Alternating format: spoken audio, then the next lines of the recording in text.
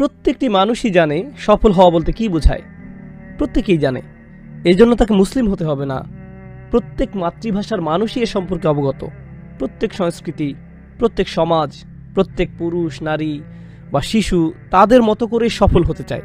আপনার বাচ্চার জন্য এটা হতে পারে পরীক্ষায় খুব ভালো নম্বর পাওয়া, আপনার জন্য হয়তো এটা প্রমোশন পাওয়া বা চাকরি পাওয়া, কিংবা বর্তমানের চাইতে বেশি টাকা আয় করা, কিংবা নতুন গাড়ি কেনা, বা পছন্দের কাউকে বিয়ে করা, অথবা নতুন বাড়ি কেনা। এটা যাই হোক না কেন, কোনো না কোনোভাবে আপনি এটাকে সফলতা হিসেবে ধরে নিয়েছেন।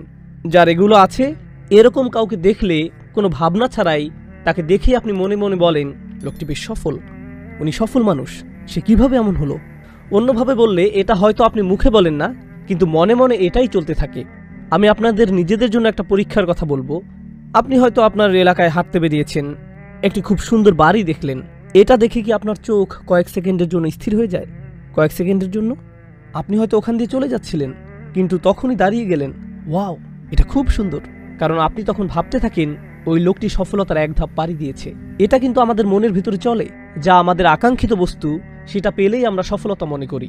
আপনি হয়তো মসজিদের পার্কিং দিয়ে যাচ্ছিলেন, তখনই একটা চমৎকার গাড়ি দেখলেন, খুবই সুন্দর একটা গাড়ি।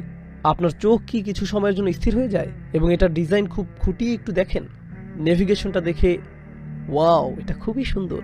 আপনার চোখ এতে চলে যায়। আপনি মনে মনে ভাবেন, এটাই সফলতা।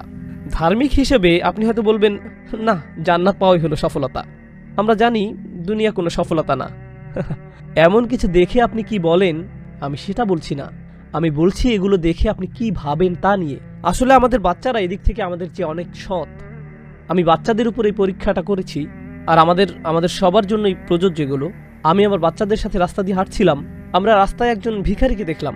সে রাস্তার পাশে একটা বক্সের ভেতরে থাকে, আর তার পাশেই একটা বাড়ির দরজা আছে, আর সেই দরজায় একজন মানুষ দাঁড়ানো ছিল। ওই যে ওই বাড়িতে থাকে, খুবই ধনী মানুষ। এদের কাকে আপনার সফল মনে হয়? বাচ্চারা কি বলেছিল জানেন? আসল উত্তর, যে লোকটি বাড়ির দরজায় দাঁড়ানো সে সফল, যে বক্সের মধ্যে থাকে সে ব্যর্থ, যে বিশ্ববিদ্যালয়ে পাশ করেছে সে সফল, যে পাশ করতে পারেনি সে ব্যর্থ, যে ইলেকশনে জিতেছে সে সফল, যে জিততে পারেনি সে ব্যর্থ। আমরা এভাবেই সফলতা ব্যর্থতার পরিমাপ করি। যে চাকরি পেয়েছে সে সফল, যে পায়নি সে ব্যর্থ, যে ব্যবসা এগিয়ে যাচ্ছে সে সফল, যে তেমন আগাতে পারছে না সে ব্যর্থ। এভাবেই আমরা সফলতা ব্যর্থতা পরিমাপ করি। এভাবে ভাবাটা খুবই স্বাভাবিক, কিন্তু আমরা এই সূরায় খুবই ভিন্ন কিছু জানতে পারছি। আমরা দেখতে পাচ্ছি এসবের কোনো কিছুই সফলতা কিংবা ব্যর্থতার মাপকাঠি নয়। অনেক ধন সম্পদের মালিক হওয়া, যা আপনি এখনো পাননি এমন কিছু পাওয়া, এগুলো পাওয়া আপনাকে সফল বানায় না, আর এগুলো না পাওয়াও আপনাকে ব্যর্থ বানায় না। এগুলোর সাথে সফলতা বা ব্যর্থতার কোনো সম্পর্ক নেই। আচ্ছা আসুন অতীত থেকে কিছু উদাহরণ দেই। আমি জানি না এখনো এগুলো আছে কিনা। আমি একবার এক বন্ধুর বাসায় দেখেছিলাম, এগুলোকে বলা হতো সেলিব্রিটি ক্রিব। জানি না আপনারা দেখেছেন কিনা। বিখ্যাত মানুষদের বাড়িতে এর আয়োজন করা হয়, তাদের বাড়ি দেখানো হতো, হয়তো সেটা কোটি টাকার বাড়ি। মুসা আলাইসাল্লামের সময়ে প্রাচীন মিশরে এরকম সেলিব্রিটি ক্রিব কার ছিল? ফেরাউন। তার বাড়ি কয়েক মাইল দূর থেকেও দেখা যেত। সেটা এত সুন্দর ছিল যে এখনও সেই স্থাপত্য শৈলী আমাদের নজর কাড়ে। এর ভিত্তি খুবই মজবুত, এটা ইতিহাসের স্মৃতিস্তম্ভ। এটা ছিল তার ক্রিব, কিন্তু এরপরেও সে কি সফল? সে হলো ব্যর্থতার সেরা উদাহরণ। কেউ যদি অনেক টাকা জমাতে পারে, আমরা বলি সে খুব উন্নতি করেছে, তার কোনো ঋণ নেই, সে সফল মানুষ। সে হয়তো অবসরের জন্য খুব ভালো পরিকল্পনা করেছে।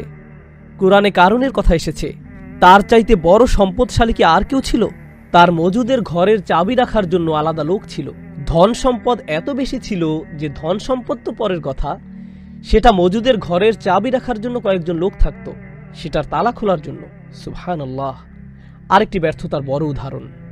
অপরদিকে দেখুন, কেউ যদি তার দেশ থেকে বহিষ্কৃত হয়, আমরা তাকে ব্যর্থ বলে ধরে নেই। এটা খুবই লজ্জাজনক ও অপমানজনক, তাই না? রাসূলুল্লাহ সাল্লাল্লাহু আলাইহি সাল্লাম কি তার নিজ ভূমি মক্কা থেকে বিতাড়িত হয়েছিলেন? হ্যাঁ, হয়েছিলেন। হয়তো আপনার বাড়ির আশেপাশেই কোনো গাছের গুঁড়ি আছে, কারো যদি থাকার জায়গা না থাকে, আর সে যদি গাছের গুঁড়িতে থাকে, আপনি তাকে ব্যর্থ বলবেন। এটা খুবই দুঃখজনক। রাসূলুল্লাহ সাল্লাল্লাহু আলাইহি সাল্লাম গুহায় থাকতে বাধ্য হয়েছিলেন, কোনো প্লেট নেই, কোনো খাবার নেই, লতাপাতা খেয়ে। ইতিহাসের সেরা সফলতার উদাহরণ ছিল এটা। এখনকার সময় এরকম কাউকে দেখলে আপনি কখনোই সফলতা মনে করবেন না, এটা আপনার মাথায় আসবে না। কেউ যদি বাড়ি থেকে বহিষ্কৃত হয়, সে তখন রাস্তায় থাকে, এটা পরিষ্কার ব্যর্থতা। ইব্রাহিম আলাইহিস সালাম কি তার বাড়ি থেকে বিতাড়িত হয়েছিলেন? হ্যাঁ, হয়েছিলেন। এরপরেও মানব সভ্যতার ইতিহাসের সেরা সফলতার উদাহরণ এটা। আমরা এসব উদাহরণগুলো থেকে কি শিখছি? সেটা হলো সফলতা ব্যর্থতা নিয়ে আমরা যেভাবে ভাবি সেটা আল্লাহ যেভাবে আমাদেরকে ভাবাতে চান তার অনুরূপ নয়, এটা পুরোপুরি ভিন্ন। আর তারপর যখন আমরা আমাদের চিন্তাগুলোকে পুনরায় সাজাতে থাকি, আমরা দেখতে পাই আমাদের সমাজ খুবই সংকটে রয়েছে। আর এই সব কিছুই এই সূরার শিক্ষা। আজকের সমাজে, আজকের বিশ্বে কিছু বিষয়কে সফলতা হিসেবে ধরা হয়, আর আপনাকে একের পর এক বলা হয় এগুলোই হলো সফলতা। অন্যভাবে বললে, সফলতার ভুল সংজ্ঞা আপনার দিকে প্রতিনিয়ত তীরের মতো ছোড়া হচ্ছে। আপনি কিছুই করতে পারবেন না।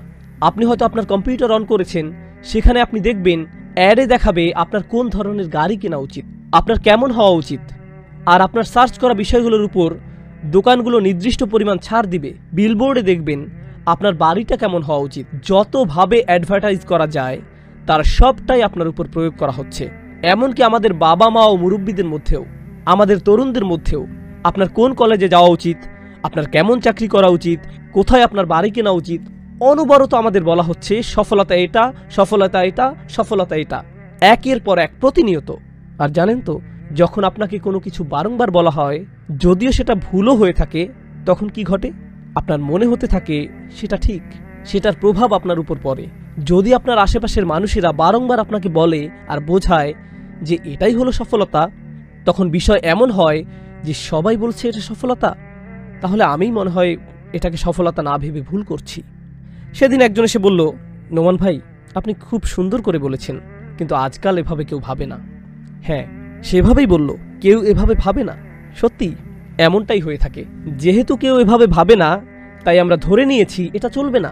এটা যদি সত্যি হতো তাহলে সবাই এভাবে ভাবতো। কিন্তু আমরা এটাও জানতে পারছি সত্য কখনো মিষ্টি হয় না, সত্য হলো তিক্ত।